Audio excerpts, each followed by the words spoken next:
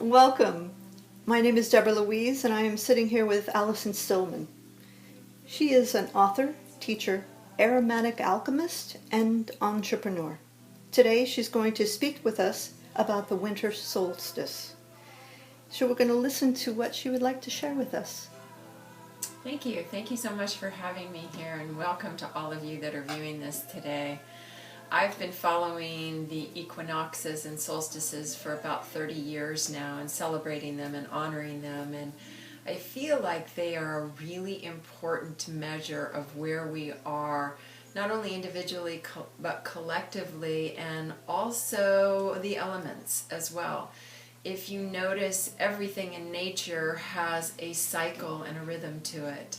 And the winter solstice signifies the darkest time of the year, the longest night of the year, and a welcoming back into spring. It's the beckoning of springtime, of the light coming back into our lives. And so what I've noticed over the many years of following the procession of equinoxes and solstices is that as we move into the time of the solstice, it is a time for us to really go deep within ourselves, to really ferret out anything that no longer serves us, to look at any belief system, any issue that we've had, anything that's been troubling us, and really spend time in contemplation around it and release it. The last full moon we had before we entered into this time was a time of really illuminating what it is that we want to let go of. And of course, the winter is always a time, and has always been since the very beginning of humanity's existence on this planet, has been a time of deep hibernation,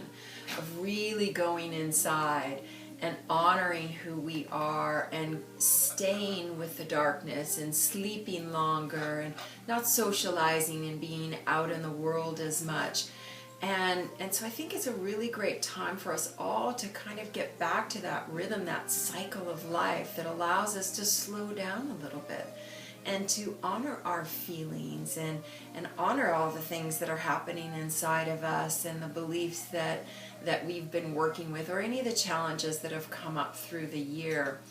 And to honor that day, it's always been a time where we've done deep ceremony. There's been candle lighting, there's been the procession of torches, there's been the clearing energies that have happened, the council fires and circles that we've sat in for thousands and thousands of years. And so you can create certain elements or ceremonies yourself in your own privacy of your own home, or set up a altar ceremony to honor that time of the year, or you can come together with community and honor the procession. You know, maybe it looks like chanting, maybe it looks like a candle lighting ceremony, maybe it looks like anointing yourself with precious oils, and then honoring of this day where we're entering into the womb, if you will, or the darkness of winter, and hibernating and gestating for what we want to bring forth. And particularly at the end of the year too, we want to look at what we want to create in the new year. And so going inside and holding yourself closely and just being with yourself and honoring that long darkness and seeing the shadows within you and honoring those as well. That's wonderful. What came to mind was journaling. One of the ways to work through this process might be a good way of journaling. Yes, I agree with that wholeheartedly. You can look at, in fact, there's a really wonderful ceremony and ritual that's been done for quite a long time where you can actually write down the things that you're letting go of. And, you know, you'll do some soul searching around that, spend a little time in contemplation, maybe through journaling, and write down the things that no longer serve you, that maybe brought you to this place in time of where you are right now, but really no longer serve you, and that you're willing to release. And write them down on pieces of paper, have a beautiful fire, say some prayers around the fire, utter some deep gratitude for where you are and where these things have brought you, and then you're going to burn them in the fire, and you're going to release them into the smoke of the fire. That's a really great way to let go, you know, through the process of writing and journaling.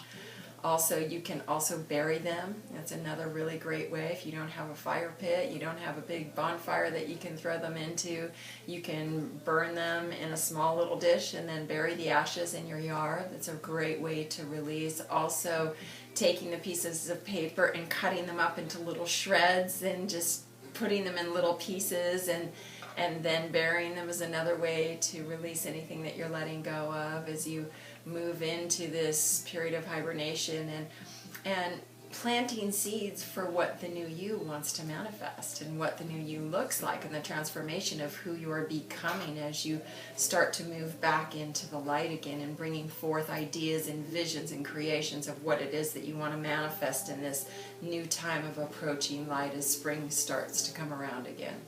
That's a wonderful ritual to really take it seriously and to really bury the old and release it completely and move into the new you for the new year. Absolutely, absolutely. Because why do we want to keep carrying all this baggage around anymore? Yes, it serves to get us to this moment in time, and it serves to form who we are. But there's a lot of things that we grow up with or that we carry with us that may no longer serve us. I'll just put it that way, because we grow, we're evolving, we're changing, and we're looking to manifest new parts of ourselves and create new visions for ourselves and new levels of abundance and new creative projects. And so what we've done so far has gotten us to where we are. But perhaps we have a dream that we want to manifest, and we're going to have to make some changes and let go of some things in order to bring a bigger vision into our lives and a bigger vision of who we are in the world as well. Yes, I agree. One thing comes to mind is the openness, how to allow ourselves to be as open as possible to what comes.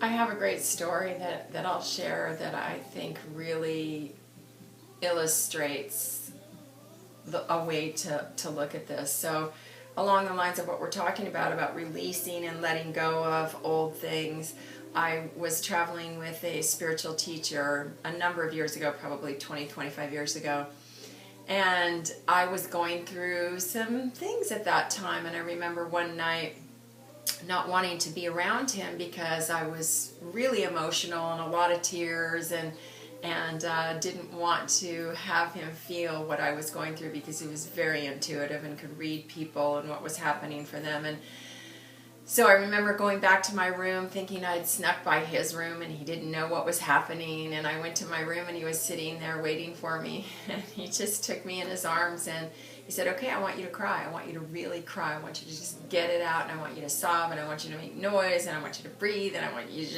just let it all out, you know." And I just had mocos running down my face, and I was a mess. And he said, "That's good." And he goes, "You've got some more tears in there. Keep crying."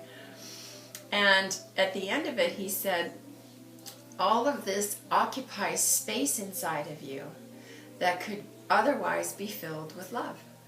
So as long as you hold these feelings inside, or you hold these old memories or these old belief systems, I'm not good enough, I'm not worthy, or, I can never make that happen," whatever it is, we've all got our stuff. As long as you hold it inside, it occupies space that could otherwise be filled with abundance and prosperity and wealth and love and partnership, whatever it is you're looking to manifest. And so it's great to look to different ways, different methodologies to be able to release these things so that they don't occupy space that could otherwise be filled with greatness. Wonderful. That's wonderful. Now, sometimes I ask about people recommend any books or literature that people could connect with. I think the biggest place to start is in your heart. Okay. And I think that if you can have a practice of stillness or prayer or meditation that brings you deep inside, you will start to find the natural rhythms. That's where it comes from. For me, I've had a very long practice of meditation. I started when I was 16 years old. I've studied with a great many spiritual teachers and masters and gurus, and for me, you can go and you can find lots of books about ceremony and meditation and the solstices and the equinox and the ancient Celtic and pagan rituals and modern day rituals and ceremony. but I think it's really about getting in touch with the natural rhythms and flow.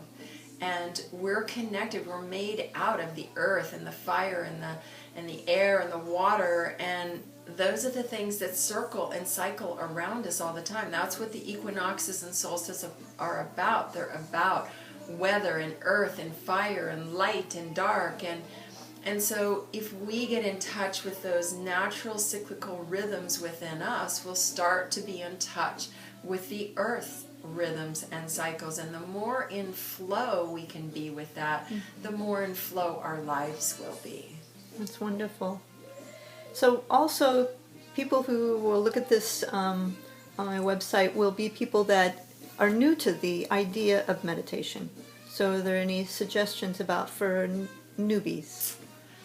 I think the greatest way to look at meditation and start with meditation, I got this from Deepak Chopra a number of years ago, and he said something that was so fantastic that I've shared in many workshops over the years, and that is, when you go to sit and meditate, there's many different methods of meditation. They're all taking you to the essential part of who you are, the essential self. And so when you first start to meditate, you first start to go inside, I think that the number was 50,000 thoughts a day, right? Our mind goes through 50,000 thoughts a day.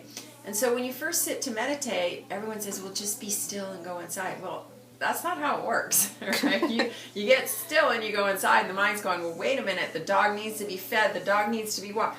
Oh, I never called that person back. Oh, I forgot to send that email. And your mind just keeps going. So he said, go ahead and let it.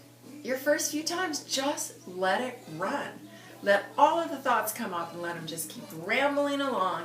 And pretty soon what you'll find, maybe you're going to sit for 5 minutes the first time, and 10 minutes the second time, and 10 minutes the third time, and maybe it's 10 minutes for 2 weeks, and then you're going to sit for a little longer, and you're going to keep just letting the thoughts run. And it's going to be different for everyone. We're all so different in how we process information and proceed with it. So what you'll find after you let those thoughts just keep running and running, you're going to start to have some gaps in between those thoughts. And that's the place you want to hang out in. So you're going to spend as much time as you can in that gap. And oh, well, lo and behold, here comes another thought just running right through. Just let it. Don't fight the river, right? And then go back into the next gap. And what will happen is the gaps between those thoughts start to get longer, and you'll become practiced at holding that space of the gap. And that's where the magic happens. That's where you'll find your essential self, your divine self, your higher self, whatever it is, the God particle, whatever you want to label it as. But it's within that quiet space in between the thoughts where the magic really happens. Mm-hmm. That's wonderful. So as we wind down here, you want to remind us the date of the solstice and scheduling it depending on what hemisphere you're in, I guess. Yeah, you're going to look at the dates December 21st through 22nd, depending upon where you are and the exact hour, the timing of it. And any time you practice around that time is going to be a powerful time. And I would suggest leading up to the solstice, really just look at what is it that you want to let go of? What's holding you back from being the biggest expression you can possibly be in this world? We're the ones that we've been waiting for. We're the change in the world. We're the ones who are going to bring humanity to a bigger expression of love and divinity in the world. So don't hold back. Thank you so much, Allison. We've really enjoyed this time. Thank you. All right. And that's it for the Master Series. Happy Winter Solstice. Yes, thank you.